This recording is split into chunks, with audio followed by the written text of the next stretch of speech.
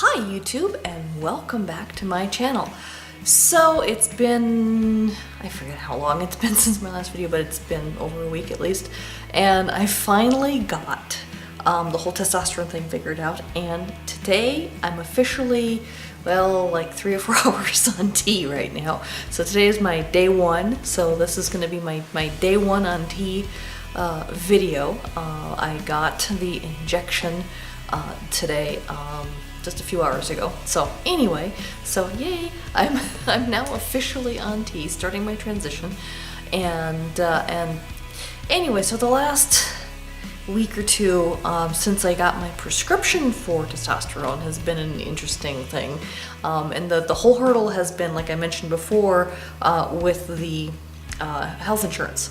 And it turns out that, because I originally wanted to do the gel, because I don't like needles, and I'm gonna have to go every 2 weeks to get injections and everything. But originally I wanted to try the gel, and they ultimately, when I finally got everything straightened out and figured out and everything, the brand name gel, so Androgel, was with my insurance, and I'm on the exchange with the health insurance, so I have individual health insurance. I'm not through an employer or anything. And I'm on the silver level, so there's bronze, silver, and gold. I'm not sure if there's a platinum level or not, but that determines how much you're paying for it. And with the silver HMO that I'm on, I'm paying $700 a month, well, $680 a month for my health insurance. And even with that, there's a lot of limitations with what they're covering, which has been a source of frustration, let's just say that. And so the Androgel, they quoted me as $600 for every month's supply, for 1 month at a time. And of course, if it's 3 months supply, it wasn't going to be that much cheaper. So take 600 times 3 and then take $200 off of that, and it was around that price. So that was ridiculous, and I was like, no. The generic testosterone gel was gonna be $375 a month. Like, that's equally ridiculous. The only one that they would cover for a reasonable price were the vials for injection, and that has turned into $21. So huge, vast price difference. I mean, same product, or well, same chemical is the testosterone, just different applications. And one is $600 and one is $21. It's like, there is no logic behind any of this. And I know I've seen a lot of complaints about people, like the price of EpiPens have gone sky high, and just all this. So the pharmaceutical companies are just getting ridiculous with these prices. They really are. But that's a whole nother rant, so let me not go on that tangent too far.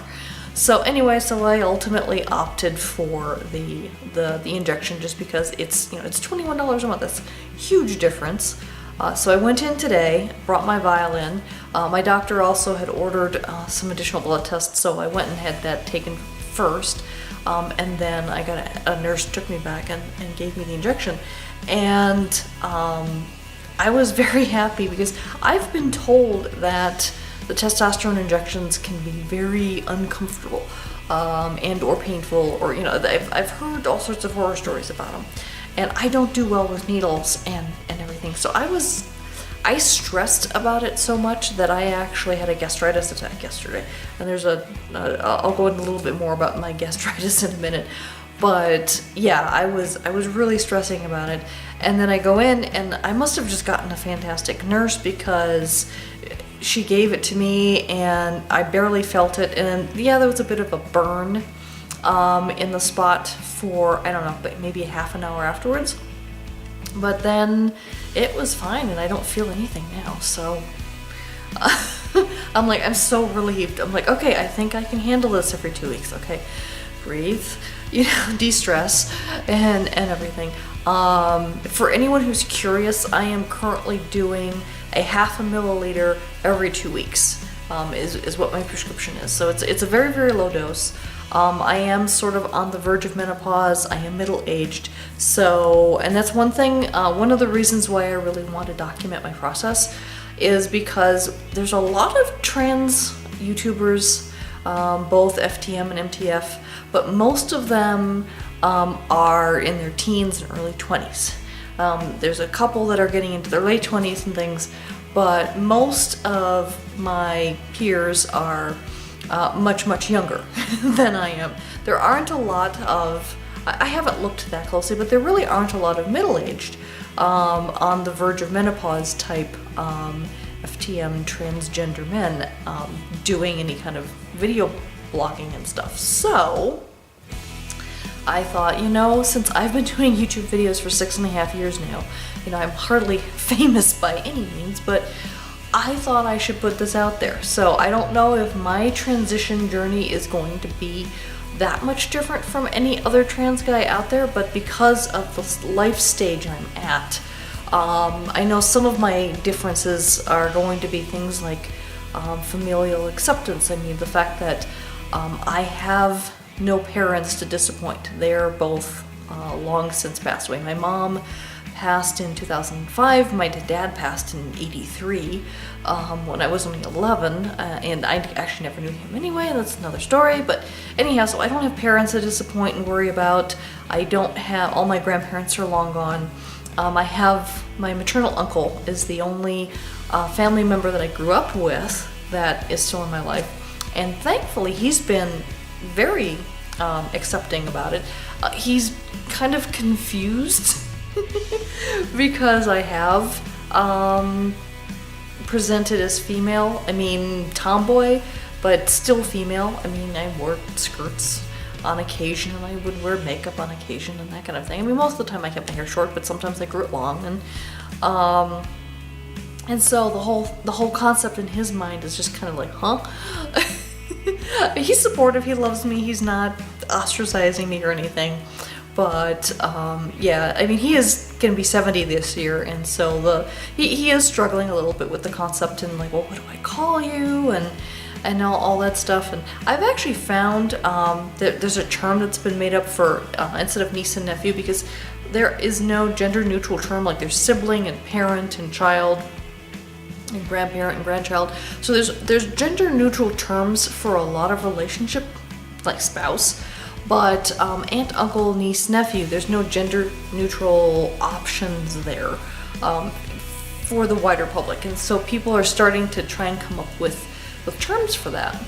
And I kind of, I could go from being niece to nephew with my uncle, but at the same time, because I identify as bigender, and so while I've been somewhat kind of butch feminine tomboy, niece kind of worked. But you know, I'm still like, I've not been, I'm gender non-conforming. I've been living as a gender non-conforming female for most of my life, and I'm switching to being a gender non-conforming male. Because while I'm transitioning to male, I'm still gonna paint my nails. You know, I'm still gonna dye my hair, even though I'm keeping it short, but I might grow it out again. Who knows? Guys can wear long hair, right? So I'm never gonna be gender conforming, regardless of which gender I'm kind of looking more like or sounding more like, since my voice is gonna change and all that. So I kind of would like a more gender neutral term instead of niece or nephew. And someone came up with the idea of nibbling, which is adorable, and I love it, and I want him to call me his nibbling, even though if he introduces me as that, everyone's gonna kind of like, huh, because it's just not in the gender, in the common vernacular yet. But where nibbling comes from is the fact that both niece or nephew both start with the letter N, and they are the child of your sibling. So N plus sibling equals nibbling. Makes sense to me.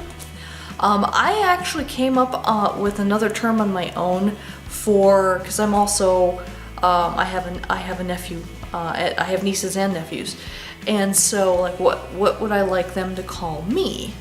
And I came up with this on my own, but then I found out that other people have kind of, there's a couple of different variants, but instead of aunt or uncle, because that's another one, there is currently no gender neutral term.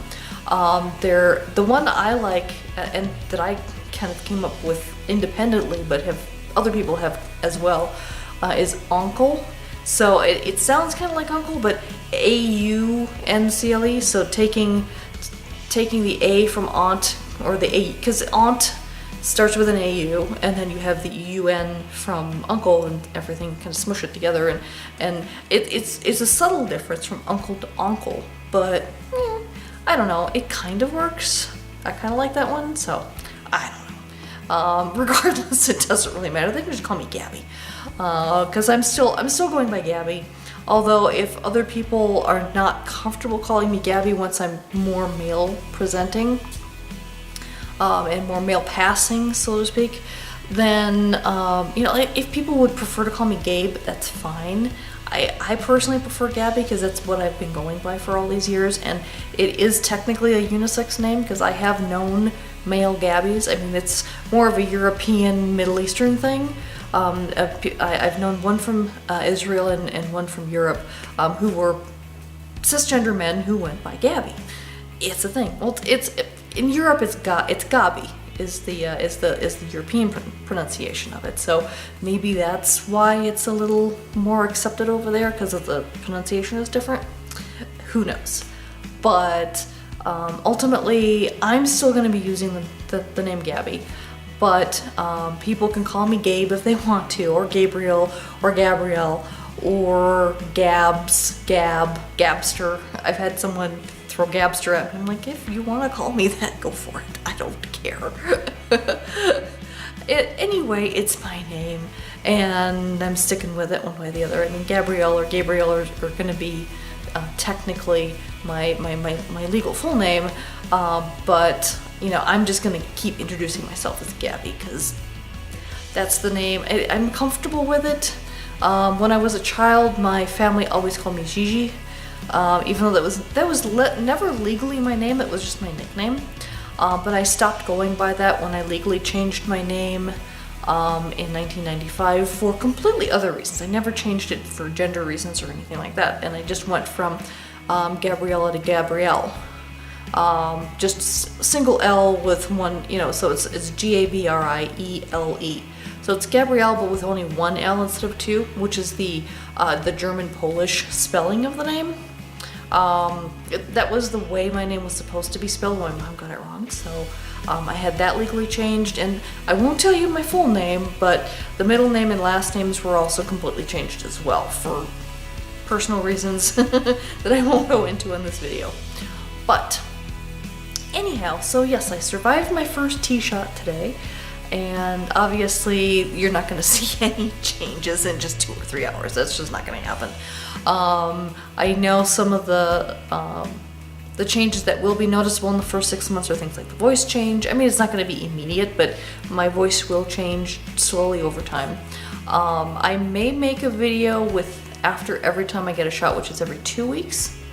Or I may decide to just do it monthly, because the changes aren't going to be that noticeable every 2 weeks. So I haven't quite decided yet. But you know, I used to make weekly videos, so maybe once every 2 weeks, just to kind of increase my video production. We'll see. Okay, and since I do like making longer videos, just as a quick update with my health and things. Like I mentioned, gastritis, so I just had my first, and watch out, this is going to be a little medical TMI, so you can click off if that makes you squeamish, but I just had my first colonoscopy. I do have a history of colon cancer in my family. My grandmother passed away from colon cancer. My mom had polyps removed when she was around my age, so I was like, you know, I should probably get that checked out. So the colonoscopy came back clear and everything, so that's good. But because of the family history, I am going to be doing it every 5 years instead of every 10 like most people.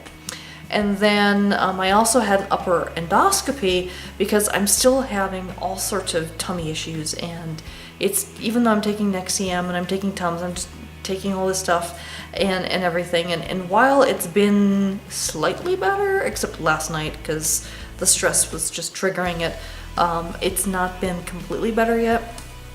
So I was like, can we just, because they keep trying to say it's my gallbladder and get the gallbladder out and you'll be fine. And I'm like, it just, my instinct was like, no, it's not my gallbladder. I think it's my stomach. Can you please check it out first? because I don't want to have surgery if I don't need it. So they did the upper endoscopy at the same time as the colonoscopy, and sure enough, so the esophagus is clear, but sure enough, the lining of my stomach is inflamed, which is gastritis, which is not gallbladder. Like, I knew it. I just knew that it was my stomach and not my gallbladder, and I was right. So they did a couple of biopsies on the stomach lining, and then we're waiting back for the results. Obviously, you know, you're gonna check for cancer, but I'm not thinking it's cancer at this point. I'm hoping it's not, but there's a good chance it could be something else. I mean, the first thing they're checking for is H. pylori. It's a bacteria that can cause stomach inflammation and ulcers and everything else. And then there's a huge percentage of the world's population that is infected with H. pylori at some stage, and things. And if I contracted it, there's a good chance I could have contracted it when I was in Belize for my honeymoon a couple years ago. Well, a couple years ago, 6 years ago. But you know, and I believe it can manifest itself with gastritis in, sometimes it can be quick, sometimes it can be slow and take many years and stuff, so based on the research I've done. So that's a possibility. I mean, my husband and I also went to Puerto Rico twice, but that was quite a few years ago, so Belize is a more likely candidate. It's not as likely to have contracted it here in Colorado. It's not as prevalent in our water supply. As far as I know, I don't think it's prevalent at all, so I don't know. But if they rule out H. pylori, then we'll have to look at other factors and things. I'm already taking Nexium over the counter, and it's sort of helping a little bit, but it's not helping completely, and it's certainly not clearing it up. Because I've been taking Nexium for the last 3 or 4 months straight, and my stomach lining was still inflamed. So obviously it's not curing it. So there's something else going on. So we'll have to see for the biopsy results, and hopefully we can figure out what's wrong, and hopefully it's treatable, and I can finally get on with my life and start feeling normal again. I'm still trying to do my best and to eat healthy and exercise and everything else, but you know, it just kind of sucks waking up in the middle of the night and your stomach feels like it's like you swallowed hot coals and things. It's not a fun experience. And so far I've actually, because Tums don't do anything, I actually have been taking Tylenol. I also have a prescription of Percocet, which is Tylenol and oxycodone, I believe. And only in extreme cases will I take that. I don't like taking oxycodone and variants of that. It makes me very, very ill, and I have to take Zofran, which is an anti-nausea thing, because yeah, I don't do well with those kind of drugs, and if I take them, I'm sluggish for 2-3 days afterwards, and the whole thing sucks. I mean, like I said, I only take it in extreme cases because I really don't like the effects on me. Never have.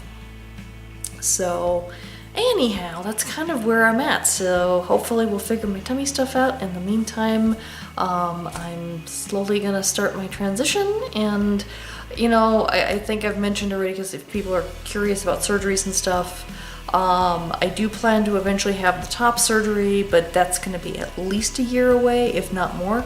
So we'll see where that is, because I don't know what the insurance will cover and how much I can afford. And so for right now, I'm just going to keep wearing my binders, and we'll take it from there. In terms of bottom surgery, I'm not going to have what's typically called bottom surgery. There's 2 kinds, and for right now, I've decided not to go forward with either one of those, although I am very interested in probably getting a hysterectomy at some point, so that if there's anything going on down there, it's going to be that. There's an increased risk of cancer being on testosterone, so having all that removed will make it, will reduce the risk of you know, cervical cancer and ovarian cancer and all those kind of things. Uterine cancer, I think those are the 3 big ones we have to worry about. So take it all out and reduce the risk of that. Not using it, so might as well get rid of it. So right now, mastectomy and hysterectomy are the 2 surgeries that I'm interested in getting. And we'll see how I feel about other types of surgery in the future. The bottom surgeries are very much considered elective, and they're plasties, so they're plastic surgery, they're aesthetic, etc. So insurance generally won't cover them. So yeah. Plus, I'm really not in any. I don't have any great desire right now to do that. That may change. I don't know. I've said that about the transition as well, as I wasn't sure if I was going to, and then I changed my mind on that. So, you know, it's neither here nor there. But right now, it's not a huge desire for me to do. So I'm not planning on doing that right now. But anyway, this is like, you know, I'll just finish the video here. It's like day one on T, and you'll either see me in 2 weeks or in a month. If you want to see videos more often, especially for you know, for anyone who's middle-aged and is considering transitioning, you know, would you like to see my progress a little bit more frequently? You know, leave comments below, and you know, if you want to support, you know, those of us who are middle-aged, transgender, bigender, genderqueer people, then, you know, please like my video. I would appreciate it. And, you know, if you have any questions or anything, I'm more than happy to answer questions in the comments. I tend to be very interactive with anyone who leaves comments, so please do that. And until next time, take care. Bye-bye.